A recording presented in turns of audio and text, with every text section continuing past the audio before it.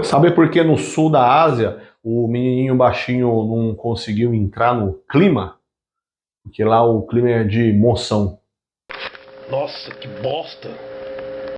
Fala pessoal, tudo bem? Eu sou o professor Luciano Kenji e você está no Cinegel. Você gosta de filmes e histórias reais que contam coisas fantásticas, eventos fabulosos e com muito drama? Tá tudo isso no filme de hoje. E hoje com uma carga especial aqui para o canal, porque para você entender uma lógica que é um grande vilão do filme, a geografia é grande protagonista.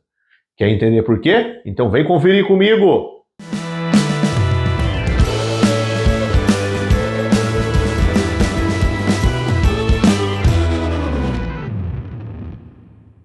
13 Vidas, O Resgate, 13 Lives, filme de 2022, dirigido por Ron Howard, protagonizado por Viggo Mortensen e Colin Farrell. O filme conta a história real de um grupo de 12 garotos que faziam parte do time de futebol júnior Javalis Selvagens na Tailândia. Após o fim do treino, eles decidem ir até a caverna Tham Luang para se divertir dentro dela, junto com o seu treinador. Mas as fortes chuvas das monções de verão chegam e se iniciam naquela tarde, num fenômeno que estava acontecendo antes do período tradicional do início.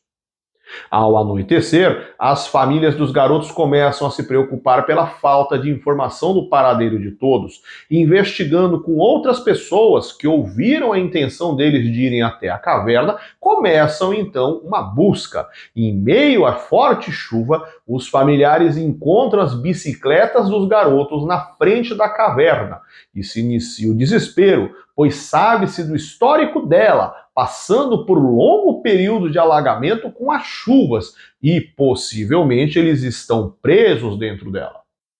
A notícia começa a se espalhar e chega até as autoridades, que encaminham militares e profissionais de resgate, mas o nível alto da água, os cursos apertados e a escuridão da caverna impedem uma vasculha nas partes mais distantes dela, sendo que nas proximidades de sua entrada não foi encontrado nenhum vestígio de nenhum deles.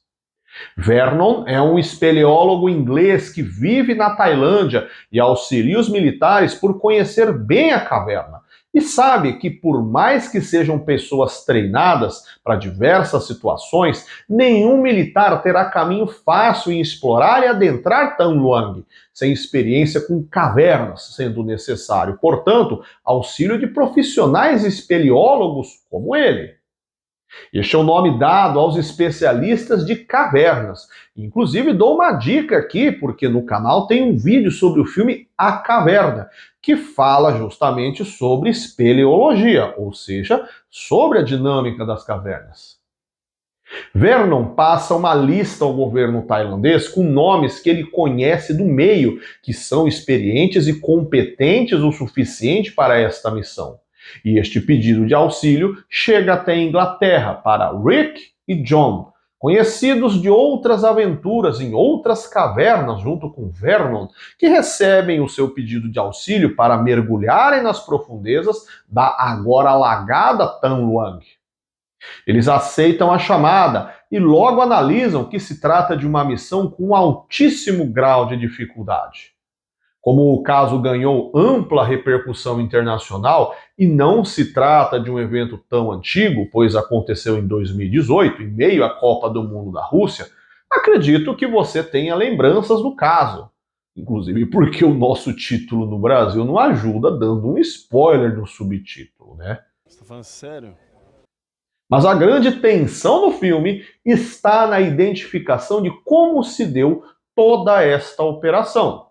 Então, caso você tenha claustrofobia, já se prepare, pois os espaços apertados da caverna darão tons mega dramáticos em sua experiência vendo o filme em meio a uma grande escuridão dentro da água. A certeza de que o resgate imediato era a única forma de salvar os garotos era devida ao conhecimento das características do clima de monções, típico da região. Esta região sul da Ásia é inclusive também chamada de Ásia de Monções por causa de seu clima, assim sendo batizado. Para entender a dinâmica do clima de monções, vamos primeiro trabalhar com dois conceitos climáticos importantes. Primeiro, quando o ar aquece, ele sempre sobe. E se ele sobe, a pressão atmosférica é baixa. Pressão atmosférica vamos entender como a força que o ar exerce contra a superfície. Portanto, se o ar está indo para cima, ele não pressiona o chão.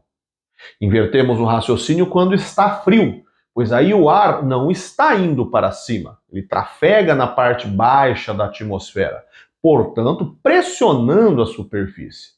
Segundo ponto, para entendermos a dinâmica da monção, são as áreas de alta pressão, entendendo que elas empurram as de baixa pressão.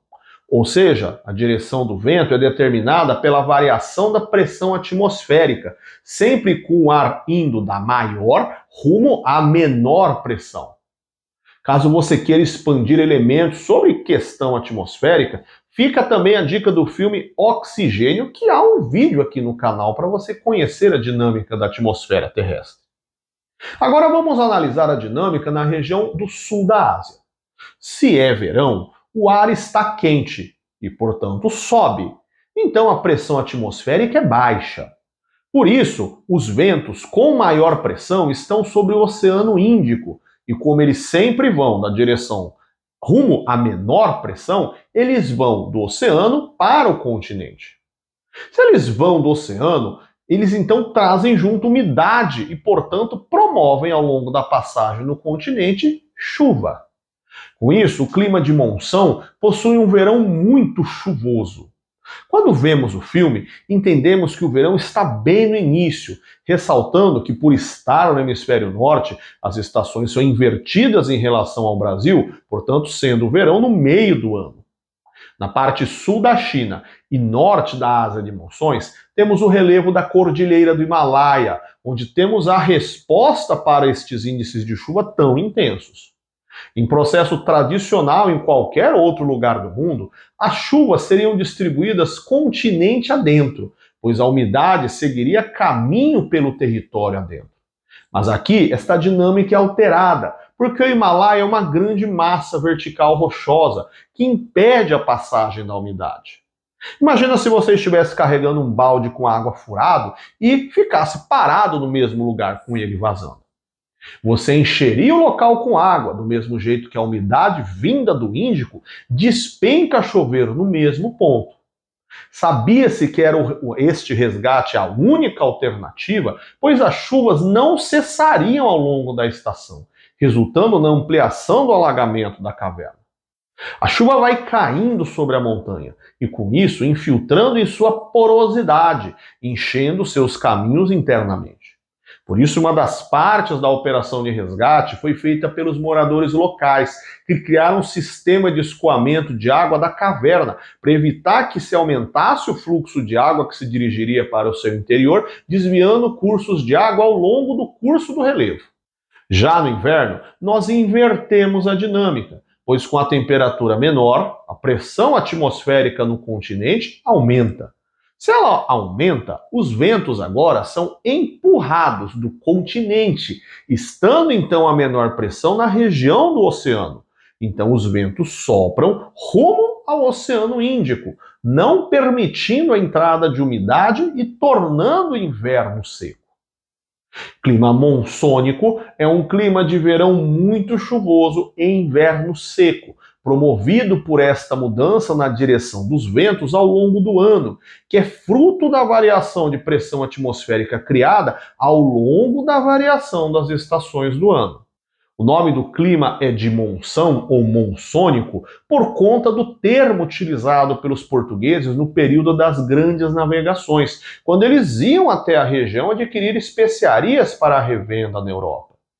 Numa época onde as embarcações não tinham motor, o deslocamento era feito pela força braçal ou pela ação do vento.